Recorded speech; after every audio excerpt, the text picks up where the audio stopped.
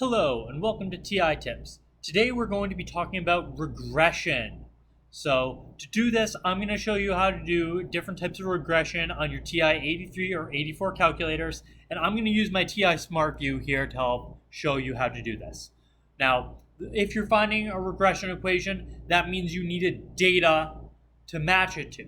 So you can see I have on the right hand side a column with ages and heights of individuals, and I've already input this into my calculator and actually graphed it as a scatter plot. So if you don't know how to use scatter plots, lists, the things we need for this, check out the videos in the description below and then come back. Now, I'm going to assume you've already input your data to your calculator. Now, say we want to find a regression equation. To do that for our data, we're going to go to Stat, and then we're going to scroll to the right. So instead of Edit being highlighted, Calc is highlighted. And this gives us a bunch of different type of options for regression equations. We have linear regression, quadratic, cubic, quartic, linear again. All it's doing is switching what the rules of A and B here. Some logarithmic, exponential, power. So we have logistic, lots of different types. Just for the sake of this video, say I was interested in what the quadratic regression equation is going to be. So usually you're going to pick your equation that you want to try to match to it based on what your data looks like. Maybe I thought quadratic was a good idea. It may or may not be. All you need to do is hit enter once you pick the one you want. You need to tell your calculator what are the x coordinates of my data points and what are the y coordinates of them. I stored my x coordinates in list 1 and y coordinates in list 2. That's the default for your calculator. So I don't need to change anything. If you stored them in different lists, you'll just need to make sure you change these values appropriately. And then all I need to do is hit calculate. And it's going to come up with an equation for me. Now, a lot of the time, you're going to want to take this equation here. So it says A is this big decimal value, same with B and C. And you're going to want to graph that in your calculator on top of your scatter plot.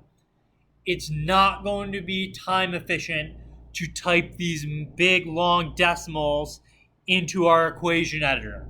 So we are going to be smart and we're going to save time. To do that, you need to go back, and when we go into Stat and go to find our quadratic regression model or whichever regression model we want, we are going to go down to where it says store reg equation. So what do we want to store a regression equation as? And in our equation editor, so y is equal to, we have all these different options of y equals 1, 2, 3, 4. So when I'm over here, I want to store it as one of those values. To store it, so I need to make sure I'm scrolled down to store reg equation. I'm going to go to the variables button, so right underneath our arrow pad.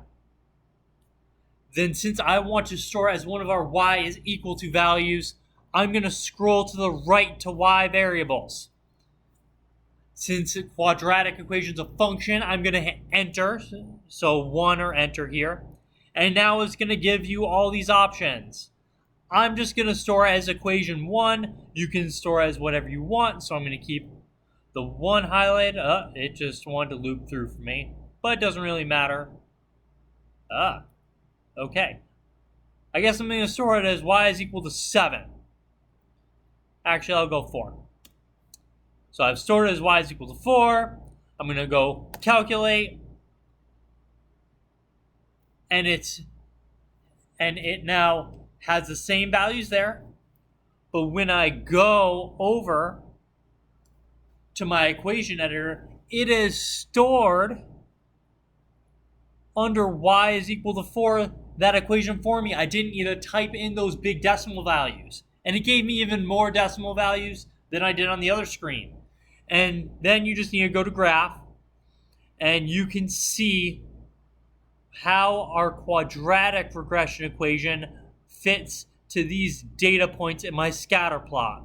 Now, if you didn't have your screen formatted to be able to fit our data nicely, just make sure you go to zoom 9, because that's stat plot.